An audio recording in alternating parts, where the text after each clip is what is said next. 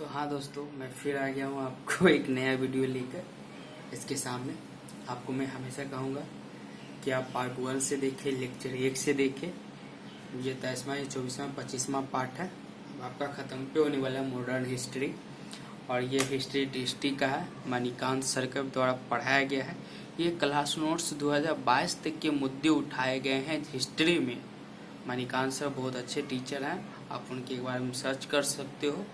मैं कुछ नहीं बोलूँगा उनके बारे में, क्योंकि बोलना उनके लिए कम पड़ जाएगा, क्योंकि बहुत ही अच्छे पढ़ाते हैं और अपने लैंग्वेज में लिखाते हैं। सबसे बड़ी बात है अपने लैंग्वेज में। हिस्ट्री का लैंग्वेज अपनी भाषा में कन्वर्ट करते हैं, किताबी भाषा से अपनी भाषा में। उनका वर्ल्ड हिस्ट्री का बुक भी अपने से लिखे हैं।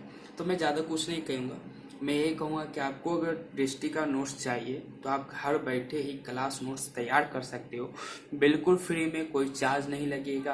क्योंकि आप वीडियो के माध्यम से आप वर्ल्ड हिस्ट्री का, मैंने इसी यूट्यूब के चैनल पे आप जाओगे, सब्सक्राइब कर लें उसे, तो जब जाओगे प्लेलिस्ट में तो आपको वहाँ वर्ल्ड हिस्ट्री का पूरा पार्ट मिल जाएगा। मैं इसी प्रकार से सारा वीडियो आपको दे दूंगा, बिल्कुल फ्री, कोई चार्ज नहीं लेगा, बिल्कुल फ्री में। और आपको मतलब जब एग्जाम नज़दीक आ जाएगा या फिर एग्जाम की तैयारी कर रहे हो, 2 से 3 महीने में चाह रहे हो कि 2 से 3 महीने में मैं पीटी के एग्जाम के लिए तैयारी कर लूँ और मैं पीटी में बैठना हो, तो मैं उसका भी फ्री में आपको पीडीएफ दे दूंगा, चाहे टेलीग्राम हो, व्हाट्सअप हो या ईमेल हो, तो मैं उसका फ्री में आपको दूंगा, जो आप 2 महीने में पीटी की तैयारी कर सकते हो। पूरा क्विक नोट्स है, लमसम आपकी तैयारी पूरी हो जाएगी। ये कंफर्म नहीं कर सकता हूँ कि आपकी एग्जाम निकल जाएगी, लेकिन कंफर्म तैयारी, आपको जो क्वेश्चन जिस लेवल का पूछा जाता है उसी लेवल का आपका पीडीएफ बना हुआ वो नोट्स मिलेगा, क्विक नोट्स। वो भी दृष्टि का ही है भाई, मैं अपना खुद का नहीं बनाऊंगा, क्विक नोट्स है, ठीक है, बिल्कुल फ्री में। उसका कोई चार्ज नहीं है। दिल्ली से आपको मंगाना नहीं पड़ेगा नोट्स, यहाँ आप बैठे, क्योंकि दिल्ली का बहुत पुराने नोट्स जो मार्केट में मिल रहे हैं बहुत पुराने,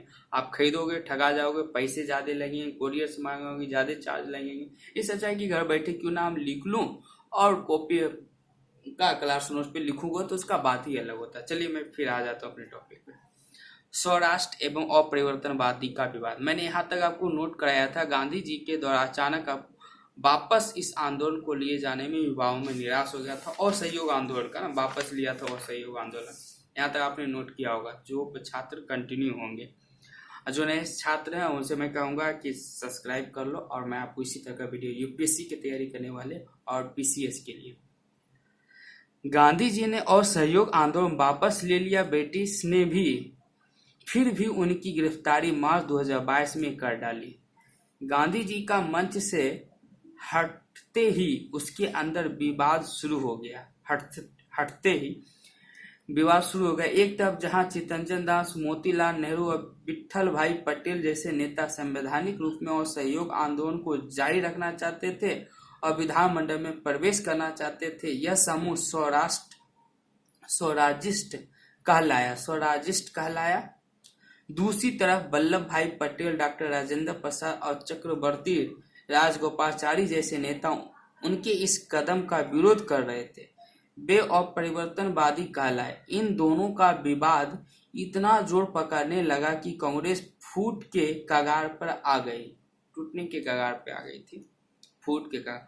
1922 को गया अधिवेशन की अध्यक्षता चित्तरंजन दास ने की थी। जब कांग्रेस ने उनके कार्य पर नियंत्रण करने का प्रयास किया तो उन्होंने कांग्रेस के अध्यक्ष पद से त्याग देकर जनवरी 1923 में अखिल भारतीय कांग्रेस खिलाफत स्वराज पार्टी का गठन किया। वैसे तो गांधी जी को राजद्रोह के आरोप के आधार पर गांधी जी को 6 वर्षों की सजा मिली थी, किंतु स्वास्थ्य के आधार पर वे 1924 में जेल से रिहा हो गए और फिर उन्हें कांग्रेस की दोनों गुट के बीच मध्यस्थता की और कांग्रेस के कार्यकर्ताओं के समक्ष दोनों कार्यक्रम का विकल्प रख दिया। स्वराजिस्ट कार्यक्रम एवं रचनात्मक कार्यक्रम। रचनात्मक ग्रामीण कार्यक्रम।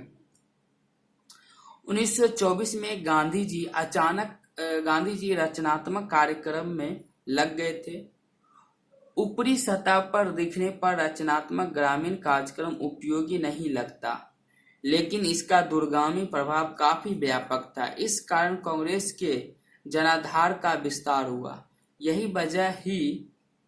वजह थी जिस कारण आगे सविनय अवज्ञा आंदोलन को कहीं व्यापक ग्रामीण समर्थन मिला। कुछ वाक्य नहीं मिलता है तो उसे लिखना पड़ता है इसी प्रकार से यार। इस काल में ऐसी 3 घटनाएं हुई जिसे गांधीवादी नेतृत्व को ख्वाती मतलब वर्चस्व बढ़ा, ख्वाती बढ़ गई। नागपुर झंडा सत्याग्रह 1923। कांग्रेस झंडा लगाए जाने के विरुद्ध यह आंदोलन हुआ था। कांग्रेस के झंडा लगाए जाने के विरुद्ध यह आंदोलन हुआ था नागपुर में। बरसाड सत्याग्रह 1923-24। यह आंदोलन गुजरात के बरसाड क्षेत्र में हुआ। वल्लभ भाई पटेल ने बरसाड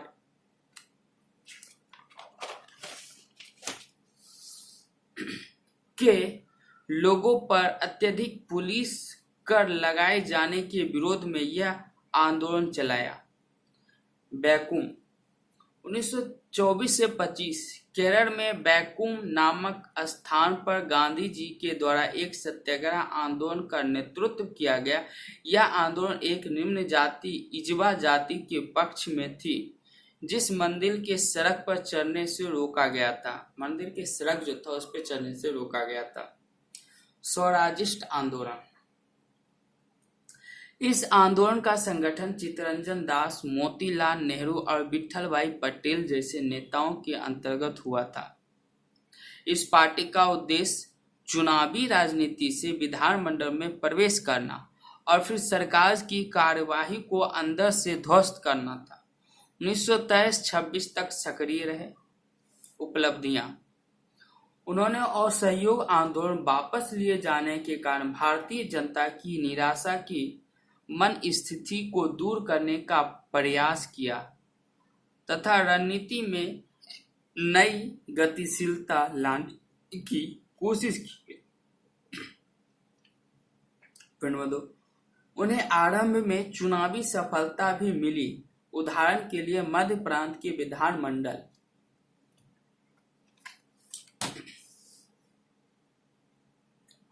उन्हें पूर्ण बहुमत मिला और बंगाल के विधानमंडल में थे सबसे बड़ी पार्टी के रूप में उभरे। सबसे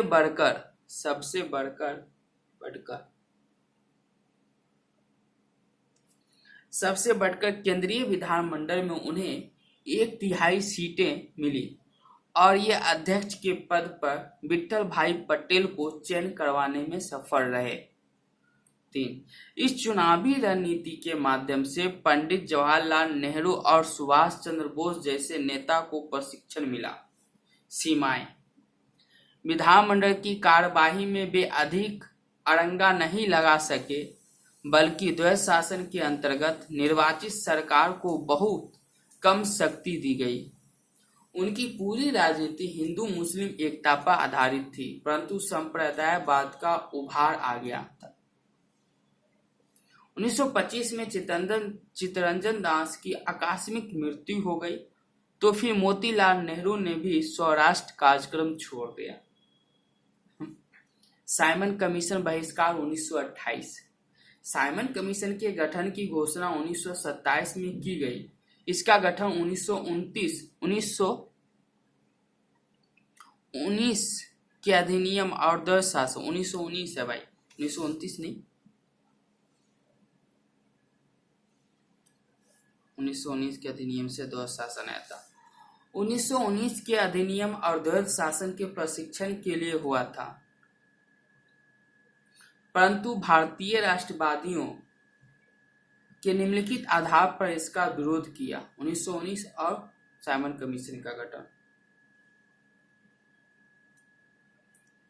पहला, इसमें सभी के सभी 7 सदस्य श्वेत थे, मतलब अंग्रेज थे, जबकि ब्रिटिश पार्लियामेंट में 2 भारतीय सदस्य मौजूद थे।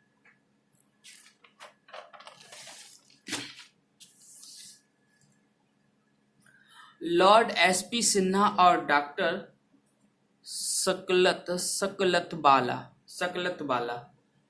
डॉक्टर एसपी सिन्हा और सकलतवाला ये मौजूद थे। इसकी घोषणा समय के 2 वर्ष पूर्व हुई थी। भारतीय राष्ट्रवादियों का कहना था कि स्वराष्ट्र के लिए हमें परीक्षा देने की जरूरत नहीं है। उपलब्धियां: इसने संपूर्ण राष्ट्रीय आंदोलन में एक नई जान डाल दी। इसके मध्य भारतीय राजनीतिक दलों में अभूतपूर्व एकता देखी गई। मोहम्मद अली जिन्ना के नेतृत्व में मुस्लिम लीग का एक गुट भी इस बहिष्कार आंदोलन में सक्रिय थी। 1928 में छात्र संगठन अस्तित्व में आए। इसने भारत में संवैधानिकता के मुद्दे को पहली सूची में ला दिया। नेहरू रिपोर्ट: साइमन कमीशन बहिष्कार पश्चात भारत सचिव वेकनहेड ने भारत के राजनीतिक दलों को चुनौती दी। अगर आपको हमारे द्वारा दिया गया संविधान मंजूर नहीं है तो आप आपस में मिलकर एक ऐसा संविधान बनाएं जिस पर सभी राजनीतिक दलों को सहमति हो। अंत में मोतीलाल नेहरू के अधीन एक नेहरू समिति का गठन हुआ, जिसने 1928 में भारत का संविधान प्रस्तुत किया, जिसे नेहरू रिपोर्ट का नाम दिया जाना था। इसके प्रावधान कौन कौन थे? पहला देखो, इसे छठा है पॉइंट, इसलिए जगह नहीं था तो इसे लिखना पड़ा। संघीय व्यवस्था परंतु एकात्मक की ओर झुकाव लिए हुए है। संघीय व्यवस्था एकात्मक की ओर झुकाव लिए हुए हैं। उत्तरदायी सरकार होनी चाहिए, मतलब जवाबदेही। सार्वत्रिक वयस्क मताधिकार होना चाहिए, सबको मत का अधिकार होना चाहिए। मौलिक अधिकार होना चाहिए। पृथक निर्वाचन को अस्वीकार कर संयुक्त निर्वाचन होना चाहिए। संयुक्त निर्वाचन होना चाहिए, पृथक निर्वाचन को अस्वीकार कर संयुक्त निर्वाचन। पर छठा, डोमिनियन स्टेट, मतलब एक केंद्र में एक स्टेट का, डोमिनियन स्टेट का दर्जा। परंतु मुस्लिम लीग के विरोध के कारण यह संविधान मंजूर नहीं हुआ। मुस्लिम लीग ने विरोध किया, इसका संविधान मंजूर। लाहौर अधिवेशन 1929।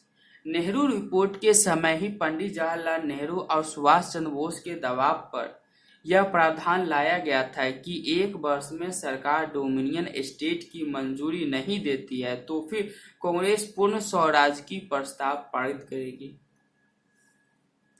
1 वर्ष बीत जाने के बाद लाहौर में कांग्रेस ने पूर्ण स्वराज को पारित किया। इसकी अध्यक्षता पंडित जवाहरलाल नेहरू ने की। गांधी जी ने फिर इसमें भाग लिए। 26 जनवरी 1930 को भारत में स्वतंत्रता दिवस मनाया गया। 26 जनवरी 1930 को। 1920 के दशक में भारतीय राष्ट्रीय आंदोलन के जनाधार का विकास हुआ और नए नए सामाजिक वर्ग इससे जुड़े। फिर स्वतंत्रता के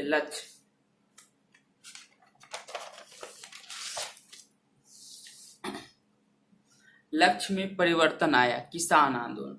पहले किसान विद्रोह एक किसान आंदोलन तथा मध्य वर्गीय राष्ट्रवादी थे।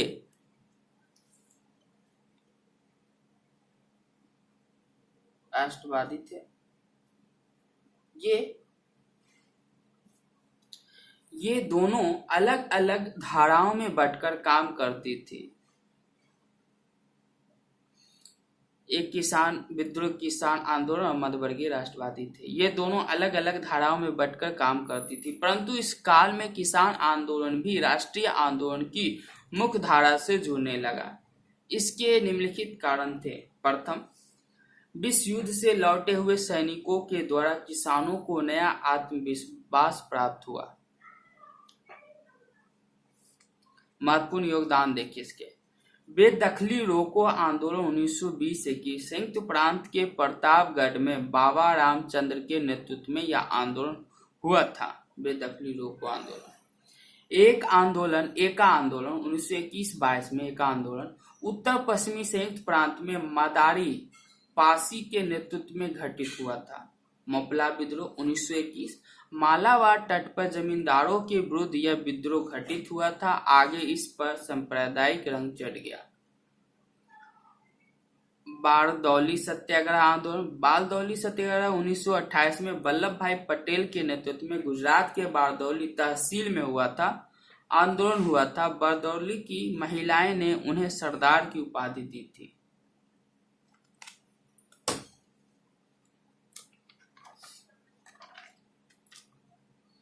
किसान आंदोलन के प्रति कांग्रेस को दोहरी नीति रही थी। अगर रैयतबाड़ी क्षेत्र में तो कांग्रेस इसका समर्थन करती, जैसा हम बारदौली में देखते हैं, परंतु जमींदारी क्षेत्र से वह दूर ही रहती। श्रमिक आंदोलन, किसान देख लिए, जमींदार देखिए आप, श्रमिक आंदोलन। औद्योगिकीकरण का एक स्वाभाविक परिणाम था पूंजी और श्रम के बीच टकराहट, चाहे वो ब्रिटिश पूंजी संपत्ति हो या भारतीय पूंजीपति, दोनों श्रमिकों का शोषण करते। अतः श्रमिकों में विरोध की चेतना जन्म लेने लगी और वह राष्ट्रीय आंदोलन को मुख्य धारा से जोड़ने लगी। इससे पूर्व ही स्वदेशी आंदोलन एवं लॉरेट सत्याग्रह आंदोलन आदि के समय भी श्रमिक चेतना को प्रोत्साहन मिला था। फिर कुछ श्रमिक संगठन भी बनने लगे थे। उदाहरण के लिए बंबई में M.N. लोखंडे ने बंबई हैंड मिल एसोसिएशन का गठन किया। पहले आधुनिक प्रकार का श्रमिक संगठन 1918 में B.P. बाडिया के द्वारा गठित मद्रास लेबर यूनियन थी। उधर अहमदाबाद टेक्सटाइल लेबर यूनियन के रूप में काम कर रहा था। उस पर महात्मा गांधी का प्रभाव था। एरो लगा। फिर मजदूरी की समस्या के प्रति भी कांग्रेस की दोहरी नीति रही थी। अगर श्रमिकों का विद्रोह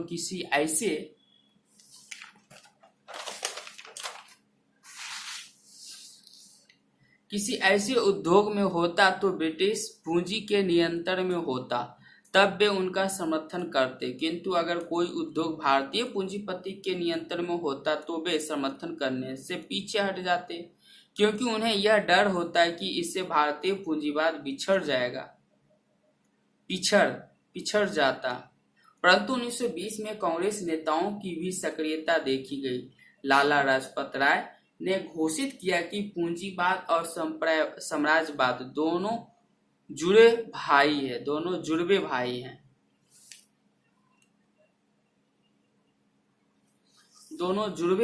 हैं। और फिर उनके सक्रिय प्रयास से 1920 में अखिल भारतीय ट्रेड यूनियन कांग्रेस की स्थापना हुई। इसकी अध्यक्षता लाला लाजपत राय ने की थी। एक क्वेश्चन आ जाता है दोस्तों, इसका आंसर आप लिखोगे बेटर ढंग से। 1920 के दशक में भारतीय राष्ट्रीय आंदोलन का स्वरूप पहले की तुलना में कहीं अधिक समावेशी हो गया। इस कथन का परीक्षण कीजिए 150 शब्दों में। हाइपोथेटिकल क्वेश्चन है, इसका आंसर आप लिख सकते हो, देख भी सकते हो। मैं पढ़ देता हूँ दोस्त, पढ़ूंगा क्या, आप इसका आंसर लिख सकते हो, देख के समझ सकते हो किस प्रकार से मैंने लिखा।